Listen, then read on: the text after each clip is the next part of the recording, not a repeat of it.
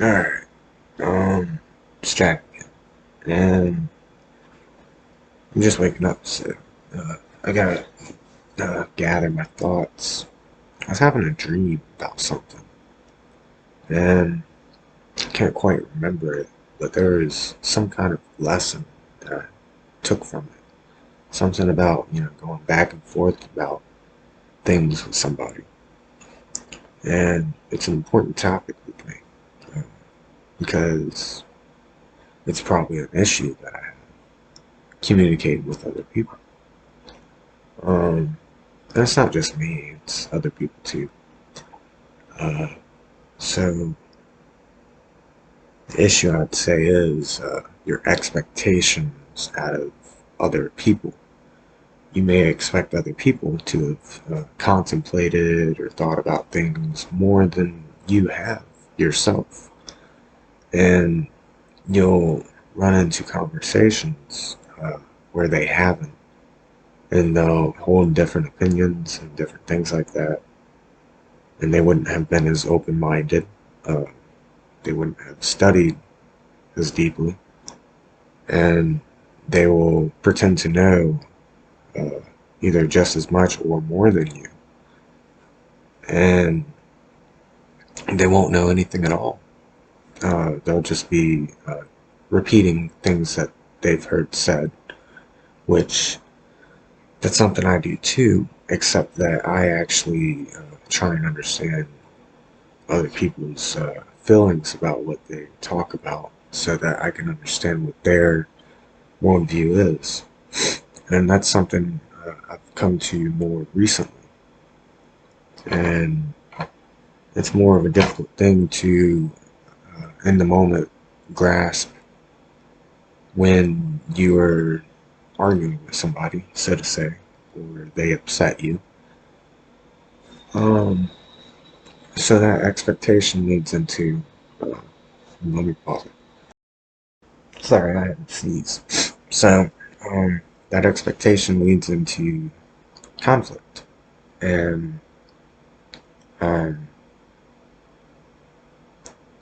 there's another concept about it that uh, was very important that I need to recollect. So I'm going to pause it again real quick and get around to that.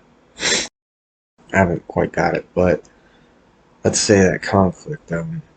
It's better to allow somebody to believe what they want to believe, um, except that you need to sit back and think further on how to approach the uh, issue again so that maybe you can get them to understand you so that you're not having to adhere to their views or their perceptions.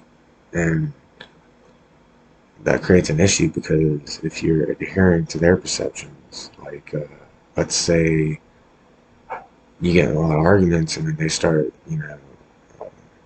thinking you're falling into your feelings too often, but they don't understand how you actually feel, and they'll basically gaslight you and portray you certain ways and confuse you and make you think that something's wrong with you. And um, it derives from their own ignorance and their unwillingness to see you as a bad person. And uh, it goes very deep because it could damage your confidence in what you think you know, and it could damage your emotions in pretty deep ways that you may not have realized. Uh, I'll pause again and see if I can grasp anything else here.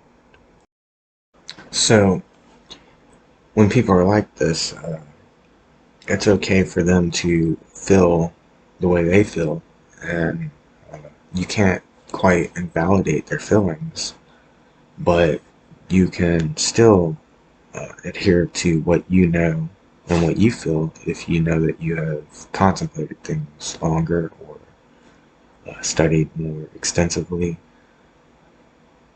um, or you are understanding of both sides, that you can piece things together and center that divide, or at least come to that agree to disagree moment where at least there is some progress of understanding each other. Um, that way, they aren't um, damaging themselves trying to think of you as a bad person, uh, or misportray you to themselves, or feel attacked themselves, which a lot of people are just, they don't care, and they'll make fun of people, they'll lie about people, they'll bear false witness, they'll, you know, they'll try and make you feel wrong and insane, and stuff like that just because they don't want to understand. And, that's very, very wrong. Uh, and it goes deep within politics, interpersonal relationships, friendships, or trying to learn things from other people. And they won't have much to teach you. So you shouldn't go back and forth with people. You should go forward and uh, at least seek their knowledge for what they know rather than things that they don't know. And um, try and be their friend, even if you don't agree with them. That way, that you will feel better about things in the long run. And within Christianity, this is seeking knowledge, seeking understanding, seeking wisdom, uh, avoiding the seat of the mockers and the revilers and the hateful and the deceived and stuff like that. It is important in your personal growth as a Christian to try and do this. And um, even as a non-Christian, uh, if you seek to further your capabilities in life and your knowledge and wisdom and stuff like that, it works the same way. All of this stuff is, it derives back even into, philosophy. Like, was it Aristotle? Or I think it was Aristotle. He said to just ask questions, you know? Um, I suck at names. I just remember different pieces of a lot of different things. So that's how I operate. So I think that was Aristotle. It might have been somebody else. Even Nikola Tesla, he had a lot of very deep information uh, that he didn't quite consider himself a genius. Even Einstein, they both knew that you had to just ask questions and seek understanding. And this even goes into something called cognitive learning.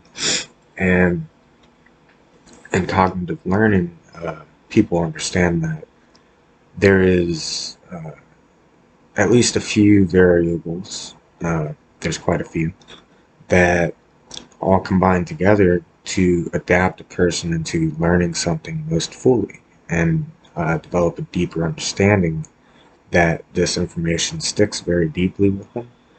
It trains very important subconscious triggers that would retain information, um, retain the ability to correlate all of your knowledge together, and things like that.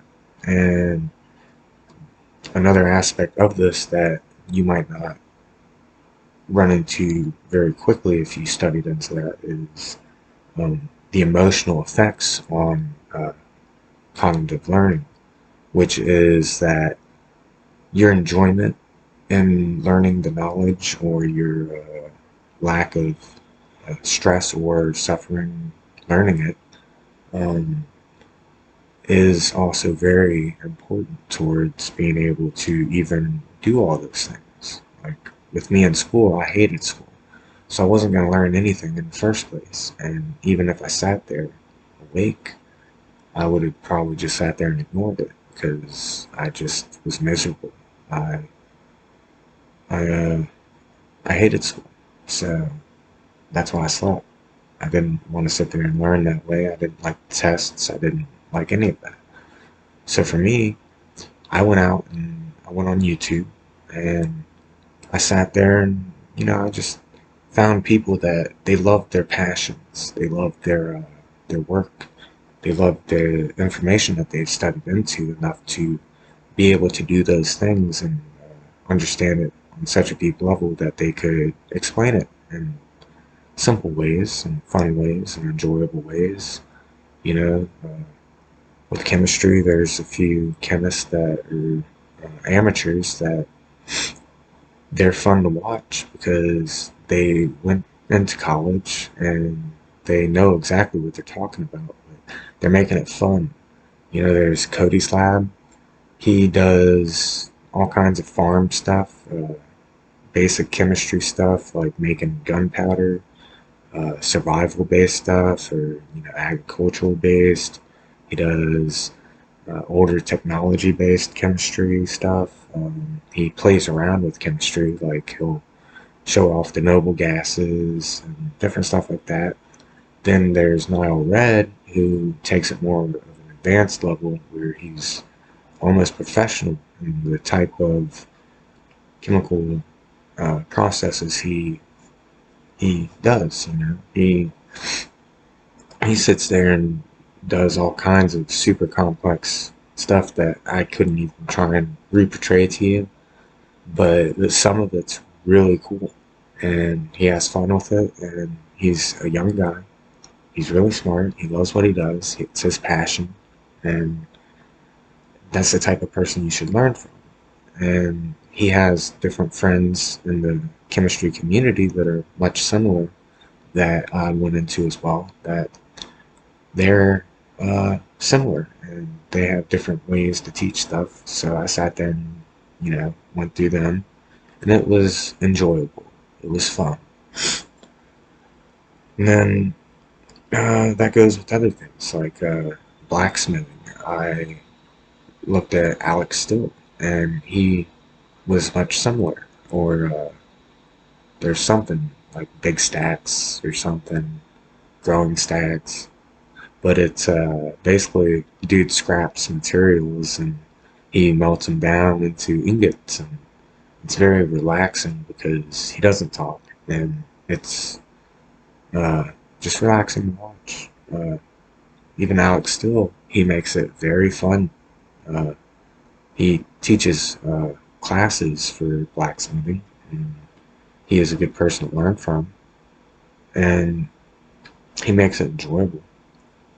And then, you can go into other trade skills that people do similar things, or ancient technology, primitive technology, homesteading, um, you know, aquaculture, hydroculture, or hydroponics, or, you know, many various things that you may not have a use for, but you may have a use for it at some point in life, at least a little bit of the information in some way that deeper understanding of, maybe science or chemistry or uh, tech technological advancement or mechanics, engineering, even like carpentry maybe, or electric, uh, electric work, like building a house, renovation, flipping houses,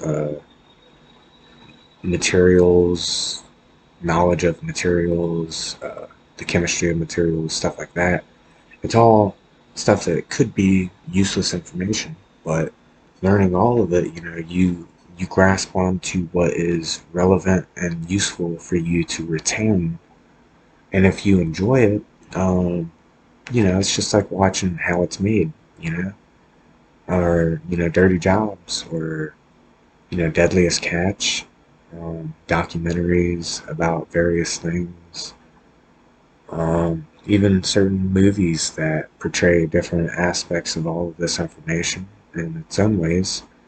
Um, if you understood all of this, maybe you could become a very complex writer that understands how these people do things, and you could build a deeper story. Or if that would be relevant, but if maybe you owned your own house, you could do repairs, or maybe you could own your own property someday and start up a forge and just play around.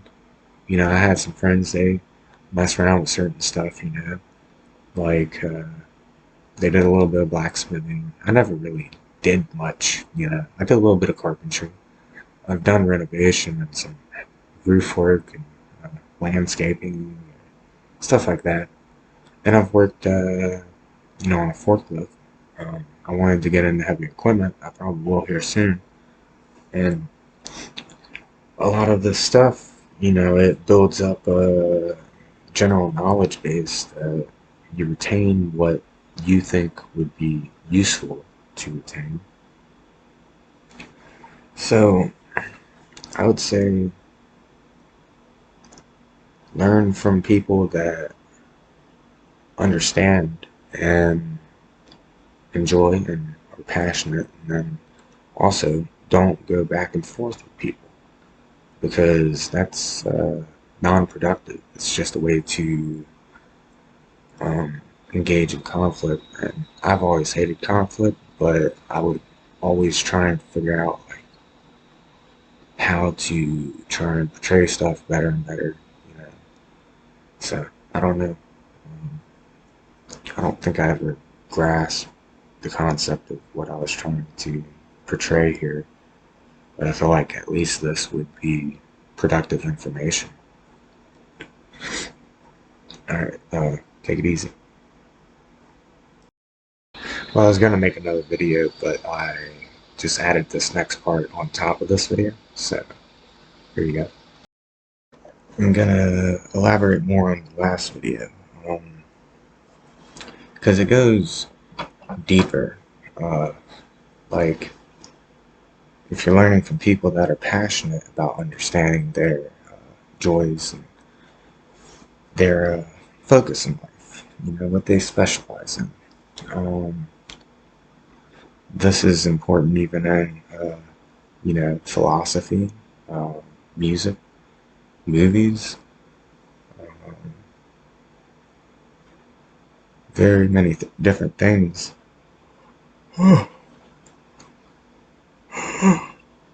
Even, psychology, where people understand things well enough to be able to bring different proponents of life and correlations into the matter that they're comfortable with and that they understand, and that they're not leading you astray in information that is non-conclusive, about maybe science or worldviews, opinions that are subjective, and things like that that are more based off of emotions or perceptions that are subjective. Um, things like that, because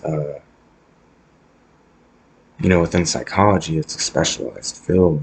But how do you bring that back into reality? How do you understand a narcissist? How do you operate around a narcissist? How do you operate around a sociopath? How do you identify a sociopath? How do you operate with a sociopath? Things like that. Or the many various mental illnesses, so to say, where somebody who understands it really well can at least explain certain things, um, either in a not just a demonizing type of way, but a way in which you may run into this and you may even have friends that are like this, that uh, you have to engage with and understand them and their operation, how they mode of operation, their lens, their focus, and maybe even dissolve some of those things. Like, I had a friend, he was a narcissist, and he viewed the world as dog eat dog, and he had to become powerful. He had to become more powerful to instill fear in other people. And he let it get to his head where that power was like a power trip. And, he um, he didn't uh, understand the different ways that you could view things either. So, him coming to God, he had to humble himself and understand different perceptions that, maybe you want to be the top dog, and so everybody respects you. And you have to fight your way up there. But everybody's going to want to take your throne. Everybody's going to want to dethrone you and be where you are if they only respect you out of fear, because they would be much similar dog eat dog. And you also did them wrong getting up that way. So the other direction is that you have cared so much about people, you're so compassionate, and um, you want people to push you up there. You want people to raise your authority or respect, just based off of you being good to them and for them, and you have done things like that. Like, maybe in his environment, that he understands the gangs and the things which trapped him into many different things, that now that he understands it and he is understanding wisdom and knowledge much better, and training himself to uh, try and be somebody that other people need him to be, that um, they would respect him naturally and support him and push him up in the world, because uh, that would be the top dog. That would be, equivalent to the compassionate king, the the leader, um, somebody who can look out for your own best interests as either a friend or family, or different things like that, or be able to develop a friendship that he would be able to look out for people and be strong and be the ideal man for maybe his own children or maybe his own wife or different things like that. And with women, it is more like the queen, the empathic, compassionate queen, that she worries about people. She trusts her capability to nurture people and grow them as individuals, whether it's another girl or a boy, or even somebody that they may not like, or agree with, that um, either the male or female would have to engage with and, care about in certain realistic environments in the world, where, if you perceive people certain ways, that you couldn't be that way towards them, and it would be your own failures. And a lot of this delves back into, if you were that way, you would try harder and be better and do your part within the cog of this machine between your group, no matter where you are, whether it's in the workforce or, you know, discussing stuff between peers or discussing stuff interpersonally with an individual that you might not agree with. and things like that to further yourself in life and build deeper understanding and actually progress and affect a change. Um, I probably went very tangent in many ways, so I'm gonna just call it here.